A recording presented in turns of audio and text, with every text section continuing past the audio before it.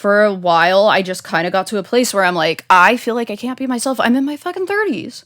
I had been a stripper for almost a decade, and like my parents had no fucking idea. I'm like going to Texas and Arizona and wherever else and like lying to them about where I am. And then I'm like in relationships with women that they don't even know about until it's over. And if I do bring it up, it's like an argument. Like, it's a very lonely experience to be around people who say that they love you, but feel like you can't share your true self with. yeah. Yeah, Nazis are pretty f***ing gay. Yeah. Lady in the Trans podcast. Where we believe in science. We don't believe in God. Only science. Science will solve all the problems. That's the trans agenda. There's trans people in science gonna save the day. Solve the problems with us. With science. Science, bitch. Science and my trans agenda, I'm returning trans. Welcome Welcome. to Lady in the Trans podcast. This is a Lady in the Trans podcast. I'm a lady named Laura, And I am a lady named Chloe. and I'm holding this mic, and it's so fucking uncomfortable. It's gonna be a brutal one because we're gonna be going for a while. I broke my mic stand. Yeah, you shouldn't have done that. I know, how dare I? Yeah, clumsy. This is what I get. For all those times you make fun of me for dropping something and breaking something. This is karma. Karma. I feel like every time I give you shit about that, I end up doing something dumb, so Yeah, it's literally karma. shouldn't have been talking It's not shit. it's not my fault I'm clumsy. So therefore, It is my fault I'm clumsy, okay? there we go. As long as you know. Today, we are talking about, as you probably already know from the title, what are we talking about? We were talking about going no contact with your family. What? Yeah. And why would someone do something like that? I know why. I Why? I wonder. can't think of any reason. Yeah, it's not like every Gen Z and millennial person is doing that or anything, Yeah. you know? Nope. We would never. So this will be a two-parter, probably. One of our stories one of the weeks and one of our stories the other week, because surprise, surprise, we have both done this. Yay. Yippee! Yeah, so you're going to go first, yeah? I am. Okay, so you should like and subscribe.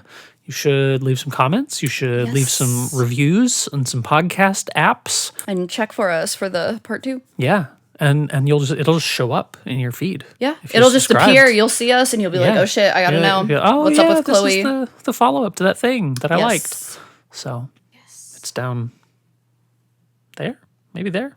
I'm not sure which way this goes. I think it's over there. I think it's Somewhere below the screen. I think it's over here. I don't know. I'm new at this part. Yeah. I see it all the time. I genuinely don't know either. I think it would be I like don't on this side. remember. Sometimes the camera also just It doesn't matter. It doesn't matter. Whatever. Yep. Here we go. We're delaying the Who inevitable. has ADHD? Me or you? Yeah. I mean, you have it not as bad as me normally. I have the ADHD. Yes. Okay. So where do I just go over the whole relationship with them, or? I don't know that you need to go over the whole relationship, but like certainly the key sort of issues that led to the decision, sort of why you made the decision, sort of the changes that have happened since making the decision. Yeah. Maybe. I guess I'll start with like a lot of the main reasons I stopped talking to my parents specifically. Okay. Anytime I've been in a relationship with a woman, I am unable to tell my mom about it because she gets very pissed off at me and it turns into a fight. I just felt like I had to lie and pretend to be somebody I wasn't to have a relationship with them that wasn't aggressive and argumentative. You know, I stripped for 10 years and they had no idea. I was always lying to them about why I was out of town or like what I was doing for work or like what, you know what I mean? Like it was just always bullshit. Because what would happen if you told them the truth? I don't 100% know, but they would probably stop speaking to me or like it would be a fight. You know what I mean? It would be a huge, big argument. They'd be mad at me for however long. Like it's just one of those things that like I just know it would be really bad. I think it would be worse than if they like knew I was dating a girl or something, it would probably be one of the like worst things they could find out about me. Also, my mom would do this thing where, because when I first moved here, I was trying to like be a DJ and producer and like make music and whatever. And anytime I was talking about like, yeah, I'm trying to like, you know, put this song out and build up a social media, whatever, like she'd always be like, you're not posting stuff that I wouldn't like, right? Like Okay. Debbie or whatever on Facebook isn't going to see something and I'm not going to hear it. Like, it was just like... It's always about social appearances. It's Yeah. always about, like, my what are the family... neighbors going to think? Yeah, my family has, like, a decent amount of money, and they're very, like, it's just the, like, kind of It's the snobby, old way. rich people kind of, like, wanting to look good and, like, look like the perfect family. And I've always been the person in the family that like shook up that entire facade. You know what I mean? I was always the black sheep. I was always the person that didn't want to do the shit everyone else was doing. And like, it's like a cult. Yeah. You know what I mean? Yeah. It's probably worth mentioning that like, because you were like not down for the general like vibe of like keeping up a specific appearance, like you were just like, I'm gonna be me, and because of that you were sent away. So that's the other thing too, which we did an episode on already. If you want like so you don't have to go into like the full story of that. Yeah, it would be a really long episode if I did. Super long, but that's our what would we call that one, the troubled teen industry. Yeah If you want to hear the whole, and it's, you know, buckle up your emotions for that one, because you know, depictions of child torture will be present in said episode. Yeah, it's just an audio episode. It was when we first started this podcast, we recorded it and didn't show our faces, so it's right, was it pre-video? That's because the only we weren't one gonna with, say our names. Yeah, that was the only one with no video, but like there's audio. I tell the whole story, but I got Do we like call each other fake names in it too? Yeah. We should redo that episode. I mean, maybe we should. Yeah, but I got sent away from the ages of 15 to 18, and the 4 troubled teen programs I went to were really abusive. I'm not going to go through the whole thing, but my parents were paying a lot of money to like, basically, they didn't know I was being abused at the time, but like when I got out of there... But like the goal was... So it's like... It was a tough love program. Yeah. So my parents are boomers. It's conversion therapy without necessarily being conversion therapy. It's not even just conversion therapy. It's like trad wife therapy. It's very misogynistic. It's very racist. It's like... It's conversion really therapy towards like a way of being. Mm-hmm. It's like trying to convert you away from individuality and towards strip conformity. You of your identity, make you a blank slate. It turns you into a perfect conformist, like basically the image of America that like the Republicans want. Yeah. Is like what their ultimate goal is to turn every child into. Mm-hmm. There were sprinkles of like conversion therapy for real too. Of course, like I came out of there being really ashamed of being attracted to women. Like, and then, like, when I got out, like, I had so much anxiety, and I didn't understand I was abused. Like, it took me years to really, like, even just a few years ago is when I started coming to terms with, like, oh, this was really fucked up. When the doc came out?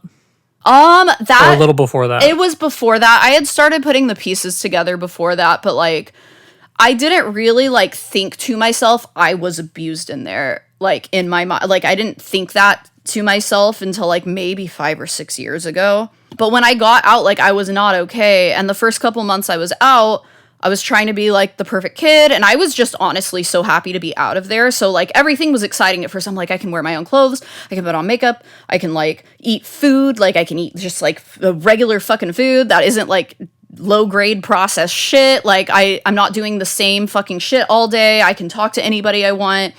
I would have anxiety attacks a lot. Like, I had a lot of problems coming out of there. And whenever I would try to talk to my parents about it, they'd try to shut me up. And then they'd be pissed off that, like, I remember I got my first tattoo. Just putting their own emotions above yours. Yeah.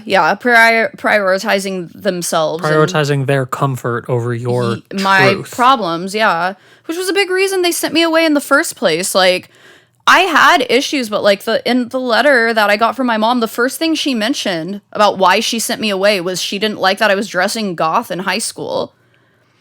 It wasn't that I insane. tried to kill myself in front of her. It wasn't that I was cutting myself or getting bad grades. She mentioned all of that in the letter, but like the first thing she brought up in that letter was that I was dressing goth. That was like her main concern. It was the first thing you thought to write down. Making her look bad. Yeah. Insane. And I just... Insane.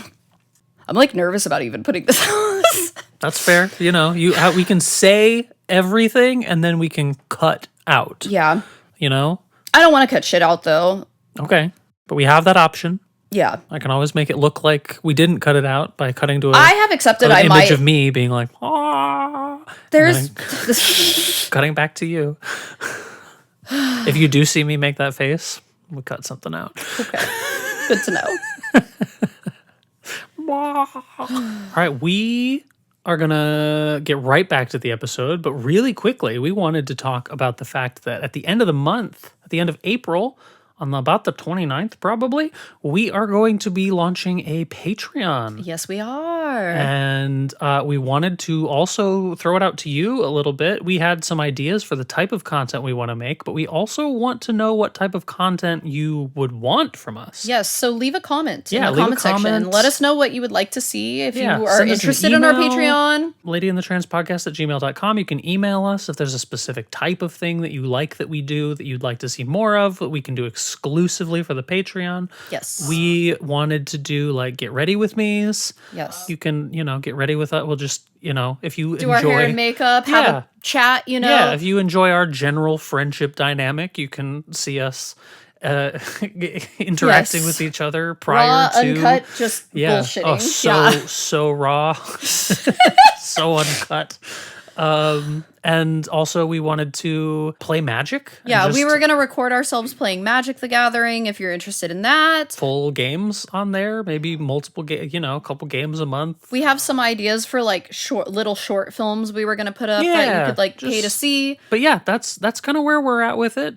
But we want to, it's for you. You're the one who would be Yes. paying for it. So if you have suggestions and you would be interested in our Patreon, what would you like to see on there? yeah, Let us know. What do you want from us? What do you want? What do you want? We're going to give you what we want, but we also want to give you what you want. We got to give the people what they want, Gotta you know? get the people going. Yes. It's provocative or yeah. That's exactly that- yeah. it's exactly what it is. It will be provocative. Very provocative. Cool. Well, we're going to get back to your regularly scheduled entertainment. So, thanks for listening. Thanks for Let listening. us know. We want to know. But so a couple of years ago, I think it was 2023, 2024, a documentary, which you should watch it. It's on Netflix. It is called The Program. This girl that went to our sister facility, I was in one program for 2 years and it was the worst one I was in.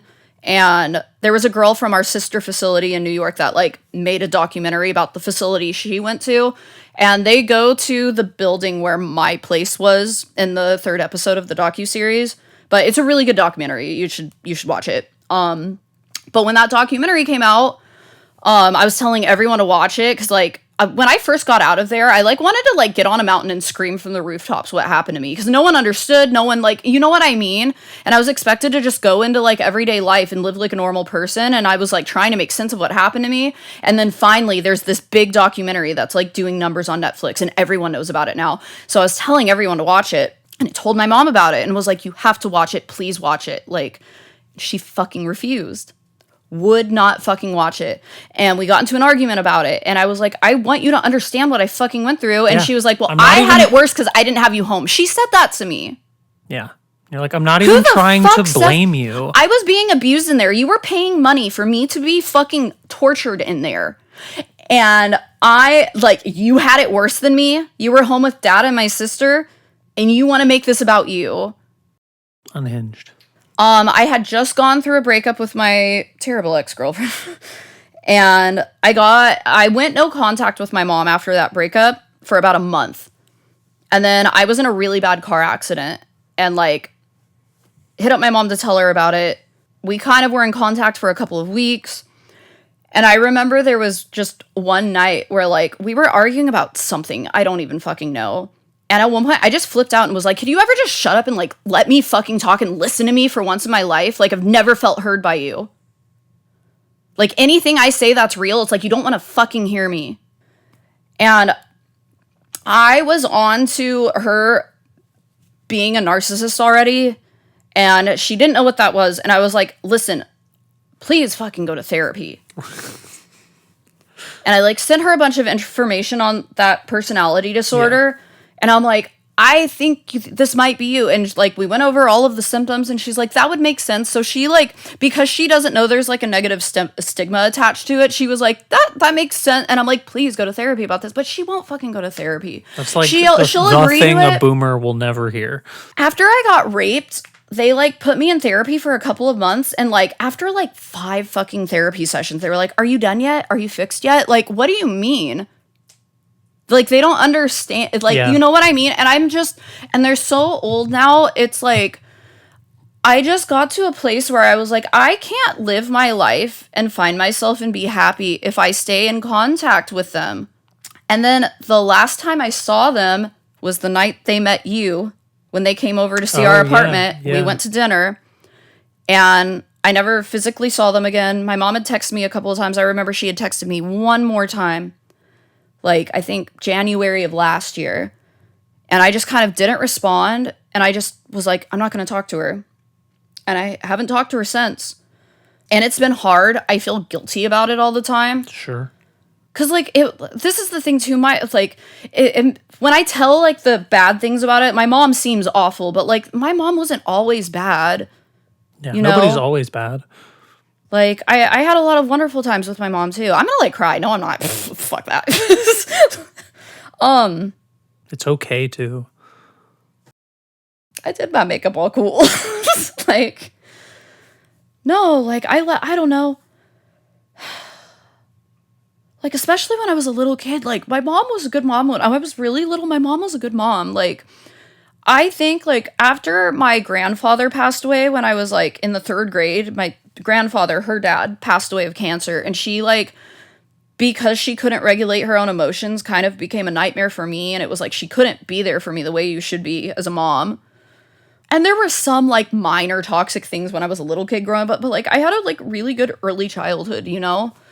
And even, like, after that, like, there were times when, like, we'd have fun, you know?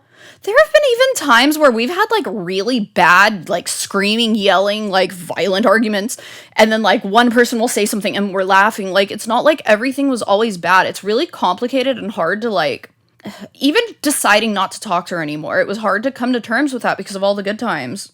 Yeah. You know? It wasn't a decision you made quickly. Yeah. Like, when we met, you were sort of, like, I was thinking about it. I had thought about it for years. Yeah. Oh, I'm gonna cry. Whatever. I'm gonna fucking cry. Yeah. Whatever. You're allowed to. Damn, I should have had you go first. No, I'm gonna be like, I don't want to have tear streaks on my face. Yeah. Okay. I'd thought about it for years.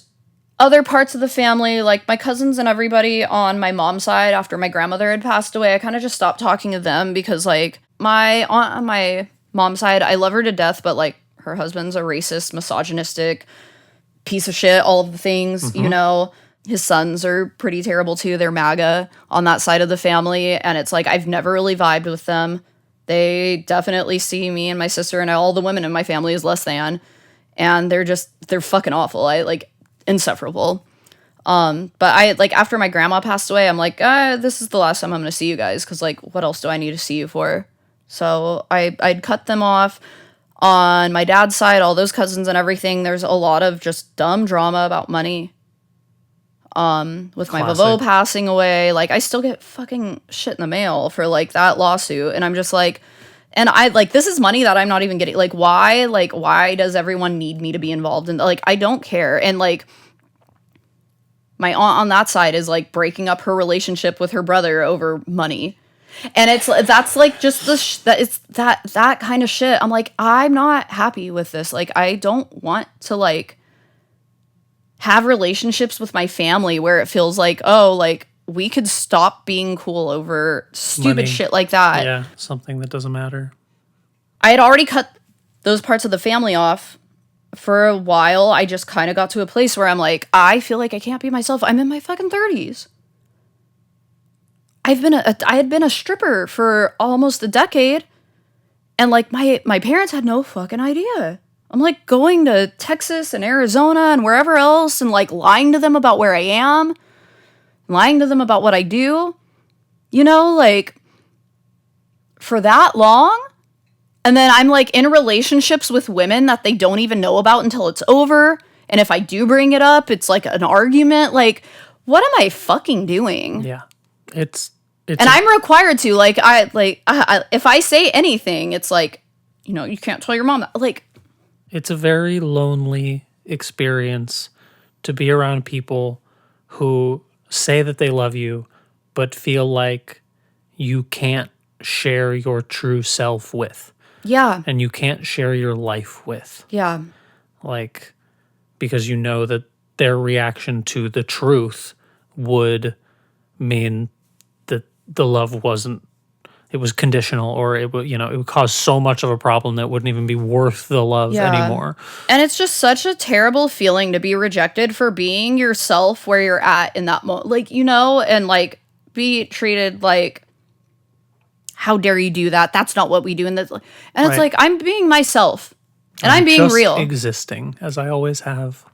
This is the thing too. Like, as of recent, like I partially, when I got out of the troubled teen industry, I dressed really like plain Jane preppy, like just what my mom wanted at first. And then I started going back into the like kind of alt looking shit for a while. My mom hated that. I remember when I got my first tattoos when I was 18, I hid them from my mom for like several weeks.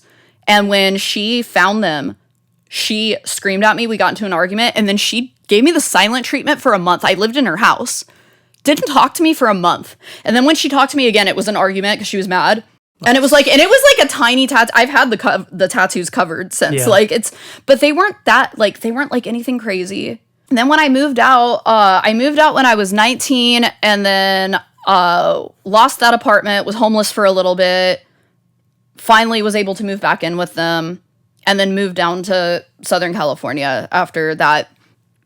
And just ever since the further away I've gotten from them, the more I find myself, you know? Like, anytime I'd go and see them, it was like, I gotta, like, dress a way that they're gonna like, and I gotta, lie about what I'm doing for whatever. Performance. And I got fucking sick of it. And ever since I went no contact with them, like, I started dressing more like punk, whatever the fuck this is. I've kind of just leaned into it, because I'm like, I feel free. Like, I don't feel like I'm gonna show up with a nose ring and green hair, and my, like, mom's gonna, like, roll her eyes and make a big deal about it, you know?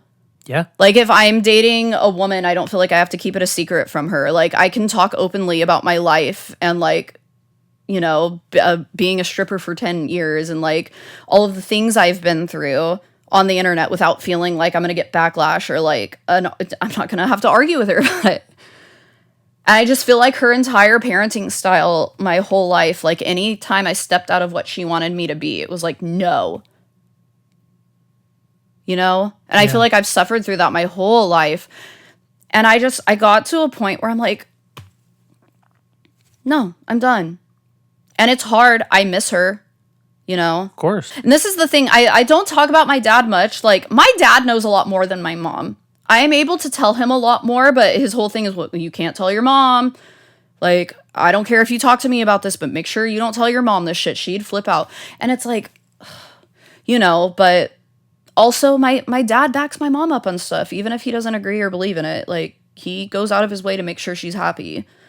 And a lot of the time that means bullshitting her. Yeah. I feel like when I got sent away, like, my dad just kind of, like, let her, like, I stayed as long as she wanted me to stay, because he was just like, it's fine, I'll keep paying for it. You know, like, my dad never really stepped in and stood up for me. Because my dad was a fucking scallywag or whatever when he was a kid. You know what I mean? Like, my dad was a problem child growing up. Like, my dad, like, some of the shit he's told me, I'm like, oh, we're the same guy. Cool. You know what I mean? Like, but, like, he got married and had kids and, like, got his shit together and, you know, lost that part of his identity. He is comfortable putting on the performance. Yeah. And I'm not. Yeah. And like, in this last year, do you think there's any part of him that, like, respects that about you? Yeah. he won't verbalize it. course, My of dad's course. not a man of many words Yeah. or like good at expressing his emotions, but I remember a while ago, like this was like, I think 2016. This was like a decade ago. He came down to visit me. We were driving around like the valley in LA. And he pointed out this like mall. It was like in Van Nuys. Like, you know how there's like North Hollywood and like Van Nuys and that whole area. We were like driving by that. And he was like, oh, this is like a really big mall. Like, you know, like I didn't notice it coming down last time or whatever. And I was like, oh yeah, like my ex-girlfriend used to like grew up in this area or whatever. Like they have a lot of cool shopping stuff. And he was like, ex-girlfriend. And I was like, yeah, like, because I could kind of tell him stuff like that if my mom wasn't around. And even if he didn't say much, like it wasn't a fucking argument because he doesn't actually care. My dad doesn't give a shit. My dad doesn't care about most things. Like, and he was like, so you do date girls for real? And I'm like, yeah, I've been telling you guys I'm bisexual since I was like a kid, you know, Yeah. like, Yeah. and he was like, oh, he was like, that's cool. He said that, you know, which like, I feel like translates in my dad's language or whatever, like to like, oh, that's cool, you know, like, like genuinely, like, Right. yeah, I get it. You know what I mean? Or whatever, like signing off on it. It's like, me too. Yeah. I get it. Yeah. There was one time, we might cut this out of the episode, but there was one time I had bought a surfboard and my dad used to surf, right? And I went to visit them and I wanted to show him a picture of my surfboard. Yeah. And so I'm going through my like camera roll, like looking for it. And my mom was like calling me in the other room. And my dad was like, well, go help your mom. I'll find it. And I'm like,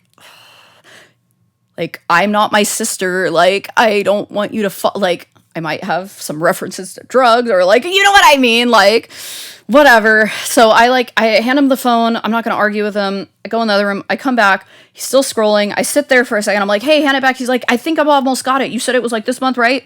And I'm like, yeah, like, let me do it. He's like, I'm almost to that month. And he scrolls past. There was a selfie of me in a locker room at a strip club with an outfit on and the heels and a wig and everything, right? And he just like stops on it and looks at me. He literally, this is how he looked at me. He goes, and then puts his thumb back over it and just scrolls past it and made a face like, your mom better not find out. Like that it was like a nonverbal, like your mom cannot fucking find out about this. And we never talked about it. We never said a word about it. He has not brought it up since. We've never talked about it. Well, shit.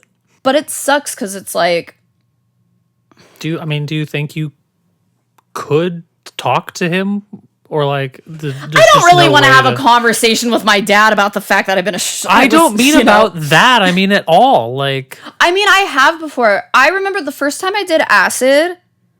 I should tell that story sometime, but I'm not going to now because it's such a long story. But the first time I did acid, I had a very big like.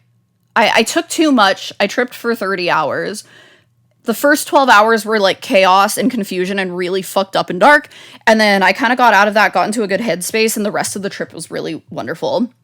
And in the middle of that trip, I cried and like called my parents while I was high on acid and told them I was high on acid. And like my dad kind of did damage control. They handled it pretty well for the most part.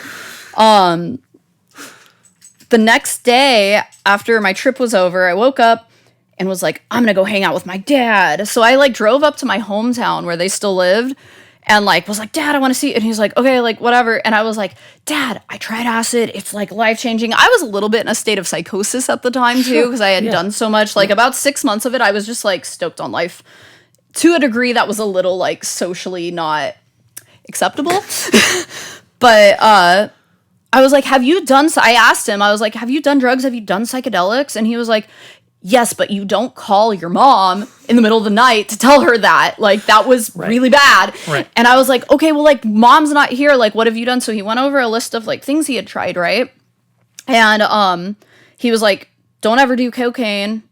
It's terrible. Don't fucking do that shit. I ended up doing that shit, like, a year later. But, little rebel you. it wasn't because he told me not to. I'm just an idiot, okay?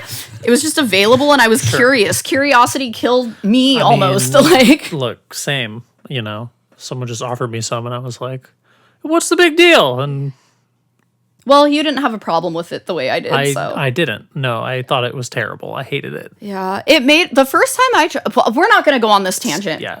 So he told me about, and I was like, do you smoke weed? Because I smoked a lot of weed at the time. And he's like, you cannot tell your mom this. And I was like, I got you. I don't tell mom shit. And he was like, I smoke weed about 2-3 times a year when I go on my hunting trips with like all my friends With that, my you know. boys. Yeah. And I was like, and he was like, your mom doesn't know. She'd fucking kill me. But yeah. And I was like, smoke weed with me. Like today I have something. And he was like, no. And I was like, please smoke weed with me. I was like, fine. Let's go up to Three Rivers. It's this like little kind of like mountain town. I was like, I know this little like camping spot kind of out in the wilderness. It's real nice. Like, I'm going to smoke weed. You don't have to smoke weed with me. I'm going to do it. But like, you should go with me. And he's like, fuck it. Fine. Let's go. So we like went out there. I had this like Gallendorf pipe, really cool pipe. And I loaded a bowl and I took a puff and he just looked over and was like, hand it to me. And I was like, cool. So that was the one time I ever smoked weed with my dad, which was really cool. It was fun. He's a lightweight. He's so old, like, because he's used to like old man, like 1970s weed that someone like grew in their garage and it's all bad, you know? Yeah. And he was just like, The whoa, weed- I only the took weed one is- puff and I'm real high. The And I was weed like, this is funny. Too strong now. Yeah. It is. Yeah. They, you know? Mm-hmm.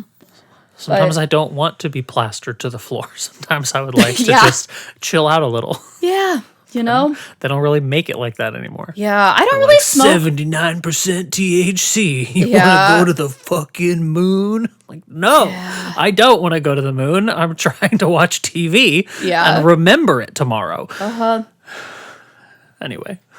But yeah, it just sucks because my dad, it's kind of like with my sister even, and I love my little sister. I still talk to her. And she's aware of the dynamic, but she can't afford to live on her own. Like her and her husband can't afford to live on their own without some help from my parents. You know what I mean? It's hard sometimes talking to her because she forgets even, you know? Like because I used to do that too, where I'd be like, oh no, mom's great. And, you know, like I'm so lucky that like I have them to rely on for whatever, like if like my car, but also like, even though I have like so much more financial stress now, I'm not really, that's the thing too. In a way, dancing got me out of my parents' like financial control because it helped me move out of the piece of property that I was living in that they owned. I was paying them rent, but it They was were cheap. micromanaging the It was cheap fuck out of compared it. to everywhere else in Yeah. LA. So it was like, okay, like if I move out, I'm going to pay several $100s more rent, you know?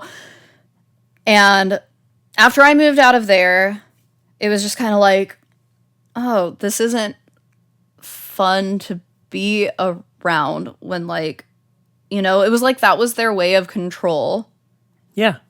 Because, like, my sister lives in a piece of property they own, and, like, her and her husband pay them rent. It's cheaper than everywhere else, but, like, it's also, like, I'd rather live in a slightly more expensive place and not have to deal with their shit and their I control. genuinely think that whole generation, like, never knew love or experienced love. They only experienced control, which is why they gravitate towards conservative viewpoints, because that's the more authoritarian, controlling viewpoint, Yeah. and why a lot of them are still religious, because there's an authoritarian God that's like giving them Thank the God my rules. parents aren't religious. That's one thing I can say Right. I'm grateful for. I don't have, like, crazy religious trauma from them specifically. There was some religious bullshit in the, like, troubled teen programs, some of them that I went to, but it wasn't like I was in the church, and it was also kind of optional. It was just their talking points were the same shit as like shit Right. that's preached I mean, to you at it a was, church. It was church people that made those facilities. Yeah. Like,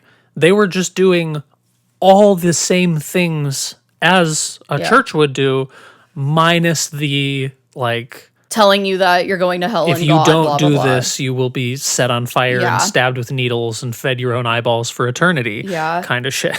I remember the guy Ron Garrett, if you're watching this, you're not, but if you are, fuck you, yourself. Like, oh, this guy's a piece of shit. I hope he fucking we dies. can cut that clip and just, like, No, mail it to him. leave it in there. No, I mean, like, we'll leave it in there, and also have that be a separate video that we just mail to him every day. We'll find his email. I am pretty petty. I'm kind of down. You know, just every day have a different email. Send him that clip. If there's ever a purge, I'm coming for you, Ron Garrett. We have enough fans at this point. We could set up a chain where like there's 365 days in the year. They're all covered. Somebody's gonna, this like March 7th is your day. You know, you send the go fuck yourself Ron Garrett clip. Right? Anyway, I'm derailing this. So, where was I go? I like lost my train of thought. Ron Garrett, fuck yourself. Oh, did something. the conversion therapy religious shit. Like, so for example, I remember there was a like status review meeting, which we also called them Ron meetings, where like, you know, a bunch of the girls from the facility would go to this room and he'd like facilitate this meeting. If you got dropped on like staff buddy or something, or you were like on suicide watch or something, he'd like rip you to shreds in the meeting, or like give you props if you like moved up levels and were like cooperating with the program. A grown man who had fun abusing teenage girls. Yeah, what literally. A cool person. Piece of shit. So he, I remember there was this lesbian girl that was in there that was like very obviously like, I thought she was a boy when we first went in there. Like, she's just like a super dyke. Maybe she was. I had her on Facebook for a long fucking time, and she's just a like very masculine lesbian. She was, I think, on like Staff Buddy or so. She was in one of the colored shirts, and he was like ripping her to shreds. And I forget, she was talking about some dynamic with her parents because her parents didn't like that she was gay. And he was just like, you know, it's a goddamn shame because all your parents want out of you is like a child and for you to find a nice husband, and you can't even do that for them. So he would like not, because he legally could, like they tried not to like directly do like religious shit, but it was the same idea. Yeah. But like, yeah, if you were gay. You owe your parents because they. Grandkids. Yeah. Yeah. Like. It's a lot of that bullshit. And they'd be happier if you were fucking married to a man. So like, just shit like that. Like if you were like gay or they knew about it, like. You know, you would get shamed about it and told that it was wrong and there was something wrong with you and, like, you could choose otherwise, like, shit like that. What do you think it was that finally made you make the decision that you weren't going to talk to them anymore? And what has changed since then? It was partially that phone call I'd had with my mom. And what was it about the phone call that like we were arguing about? It was after I gotten in the car accident. So I think it was about maybe the car insurance or something. I forget what specifically, but like we got into an argument, and then I just remember I like snapped for once. I felt like a fucking 13-year-old again. Where I just was like, shut up. Parents have a way of making you feel that way. Yeah, I was like, shut up and let me fucking talk. Do you ever fucking shut up and like just let me talk? Let me talk for once in my life. And she got really quiet, which never used to happen. She just shut the fuck up. And I was like, I told her I was like, you don't know anything about me. I said that to her. I was like, you don't know me. You don't know anything about me because you never let me talk. And everything I do is disappointing to you. And like, I kind of went off, and I was like, and I told her, like, if we're going to have a relationship, we have to do therapy. Like, you need to go to therapy. I want to do like a family therapy. Like, I can't like have a relationship with you like this. And I like sent her a bunch of information on like NPD because I'm like, I'm pretty sure I am not a professional, right? I'm not a licensed professional. I can't diagnose people. But like, she ticks off a lot of the boxes. And I sent her a bunch of, because there's like 9 symptoms that like, if you have, I think, at least 5 or 6 of them, it means you probably have that disorder. And I was like, do you feel like this is, you know, you? And she was like, yeah, you know what I mean? Right. And like, I sent her like an article about like family, like narcissistic families and the like cult mind of like a narc family. Right. Sent her the article, and I was like, look at all of the points. Do you feel like this is our family? And she was like, yes. And I'm like, this is a problem. I can't have a relationship with you, you know? And she's like, well, we'll go to therapy. And we kind of got off the call. Then I thought about it. I'm like, the last time she put me in therapy, every like month or so, it's like, are we done? Yeah.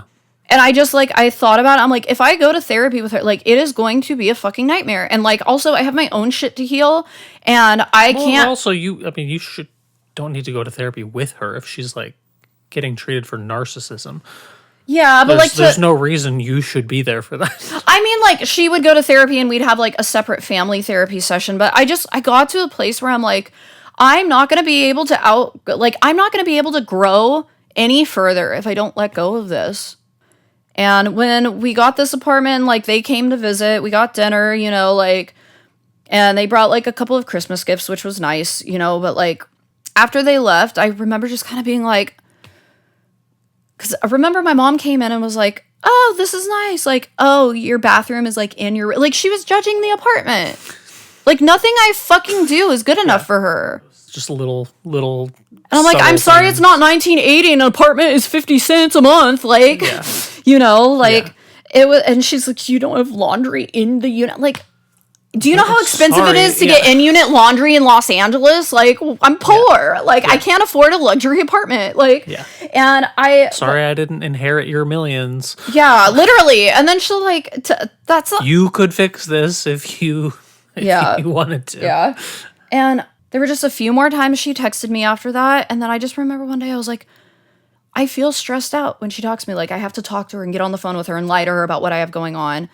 So I was just like, I'm going to go no contact with her. And I told my sister about it. And God bless my sister. She's kind of like explained the thing to my mom. And it was just like, she needs to go on her own journey. You know, just give her space. And it's been, you know, she kind of broke the no contact thing with me. And like, she hit me up on my birthday, Thanksgiving, New Year's, and Christmas, which sucks because it's all within 3 months. My birthday's October, and then it's Thanksgiving, Christmas, and New Year's. And I always feel awful when I get those texts, like, because I'm like, I can't hit you back up. Like, I need the distance. I can't do this. I wouldn't have, like, it's not like because I'm broke as shit. I just left the strip club. I don't have a job. I'm in between jobs. You know, like, I'm not doing great right now in that category, but also I feel so free. I'm like, we're building a following, you know, like our YouTube's not like super, super popping, but like my Instagram started popping off, and now our like Instagram for the podcast is popping off. This is the most success I've had at anything I cared about. And it's because I'm being authentic online. No, yeah, I remember before that, like, anytime you would be about to post something, you would second guess it. And like, sometimes you would like reshoot it or edit it out, or like you were censoring yourself. You were in a way that I've definitely not anymore. I've been censoring myself my whole life, because the last time I uncensored myself, I was fucking 15 years old, and they sent me to the troubled teen programs I went to for almost 3 years. Yeah, I'm not saying it doesn't make sense why you were censoring yourself. Yeah. And then it was also just like the like odds of like, oh, well, like I might get an inheritance if I don't piss you off. Like, and I just got so sick of like feeling like money was controlling my fucking life. Yeah. I'd rather be broke and allowed like to not live my life life to the fullest and then wait until I'm like 55 and you're both dead and like I didn't have a genuine relationship with you because I've been like waiting around for your money. Like, it's just like, it's so icky. Yeah. And it's like, the thing that you keep judging the other family members for. That's I had a conversation with my sister when that bullshit on my dad's side started happening. I was like, can we please never do that? Like, if mom and dad are going to leave me money, can we please not? And my sister was like, I would never do that. And I'm like, okay, good. You know? Yeah. But I feel like I've pissed them off enough, especially after this episode, that I probably won't get that money. But like, I just feel like. Also, fuck it. Who cares? You know? Yeah. And there's a million ways to make money, and American dollars might not even be worth anything in a couple of years. Exactly. You know, you'll be inheriting like a penny. Yeah. I'm at a place where like I just feel like my life really began when I stopped speaking to my parents. And it's so sad because I do love my parents, but like it was such a toxic relationship. I'm going to echo that sentiment when I get to my story pretty soon. Yeah, you especially like times 100 because your whole situation. I don't know if it's times 100. Like it's just different. It's not. Yeah. It's not multiplied. It's just different. Because, like, you know, when you're repressing yourself to make someone else happy, it doesn't matter in what way. Like, that's torture. Yeah, but I got to a place where, like I'm still bisexual, but I do, like, the way men are now, like, I have a preference for women. I'm technically dead even bisexual, but just, like, a lot of men aren't open to the things I want to do in the bedroom. Don't want to experiment. And then also, like, with women, like, I feel like I can have, like, full-blown in-depth conversations with women that even the best of men, like I can't have these like deep, long, meaningful conversations with. Like men just don't get that deep, you know? And like, even though the last relationship I had with a woman was like a nightmare, like I still like, I just feel like I click with women, and like I feel like for the most part, like I would be happiest in a relationship with a woman. And I know if my parents are around for that, they're just going to think of it as disappointing, and it's going to be uncomfortable. And I'm like, I don't want to fucking feel that. I don't want to be happy and then have you make me unhappy because you're unhappy about it. And then like I can get online and talk about whatever. Like I couldn't get past a certain point with building a social media following when I was in contact with them, because everything I would post, I'd be like, I can't post this. I can't be too much of myself. Yeah. Just post a picture of me looking nice. And then I hated the followers I got, because it was mostly, I wasn't talking and like being authentically myself. I was just posting a nice picture and going, hey, go listen to this track I made. You know, like I wasn't being myself. And then I hated my followers because it was a bunch of thirsty dudes that like bro step or whatever they liked, that wanted to fuck. And I hated the people that followed me. I hated the content I was putting out. You couldn't attract the people who would genuinely like you. Yeah. I just got to a place where like, I was just sick of it all. Even though I'm still poor, I love my followers now. I love my fucking followers. Sure. I love checking my social media. Like, I love the people that follow me. I love our subscribers. I love our podcast. It's still in the early stages, but like I think we could go somewhere with this, you know? Yeah, like, feels like. I think eventually we'll get the rent paid with it. That's all I fucking want. And then we could just yap for a living, you know? That sounds ideal. Make enough money, we could help people through this fucking anywhere. time. Yeah. Like there's Literally. so much stuff that I couldn't have imagined possible in the future. Pretty much wraps it up. Cool. And I didn't fully cry, so we're good. That was the goal, obviously. That was the whole... It's just if I cry, like sometimes if I really let it out, like I get really watery in the eye. Like I get really watery eyes. Like if I cry, it's like waterworks. That's called crying, yeah. I know, but like Everybody does that. That's what crying We're doing your part next, and I don't want to be all like, tear streaks. Just like... All right, well, my new goal is to make you cry during my episode, so... Bitch, fuck you. That's my new... Look, you just set a challenge in front of me. I have to do it. We'll see what happens. Maybe I refuse. By the end, I'll say something so beautiful. I've been bottling my emotions for 34 years. I'm a professional. Good luck, okay? Okay, all right. Well, we'll see. We'll see. All right, cool. Well, we're going to come back next week for my story of also going no contact with my parents, which is a long and crazy and ridiculous and twisty-turny story. Yes. That coincides a lot with transitioning and other sorts of things. And I haven't told this story since, I don't know, probably 2020, I think, was probably when I recorded it last time for my old podcast when I was a different person with a different name. Oh, yeah, that's right. That was pre-transition. It sure was. Yeah. That's crazy. Yeah. I wouldn't have transitioned if I was still talking to my parents. I wouldn't have. Wouldn't have happened. Yeah, I believe that. Yeah. If I was trans, I would never come out if I was in contact with my parents. It would be even worse than me trying to explain to them that I'm gay. Like...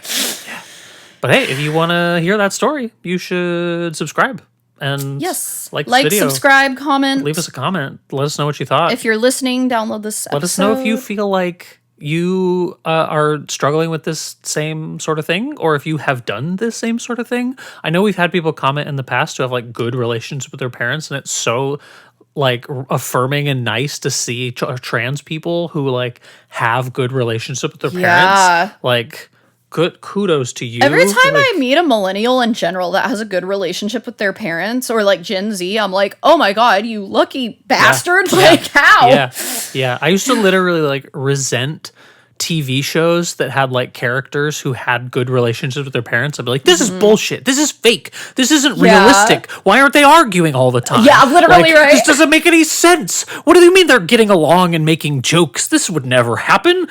Or I remember when you met my parents that one night, and after they left, you were like, that got really heated. And I was like, no, it didn't. And you were like, you guys were like yelling. I was like, that was like a civil discussion. We weren't arguing. Yeah, that was a normal conversation. That was just like a normal, like, calm discussion for us. It's insane. Insane. We to yell. me. We used to blame it on us being Portuguese, but my mom does it too, and she's not Portuguese, so I don't know. They just say that. Anything we want to say to wrap this up before we start recording the next one? No, I think we're good. Okay, cool. We love you. We love you. Thanks Bye. for listening. See you next time. See you next time. Send us an email. Whatever. Lady of the Trans Podcast. Lady in the Trans Podcast gmail.com. at gmail.com. Bye. Lady and the Trans Podcast. Where we believe in science. We don't believe in God. Only science.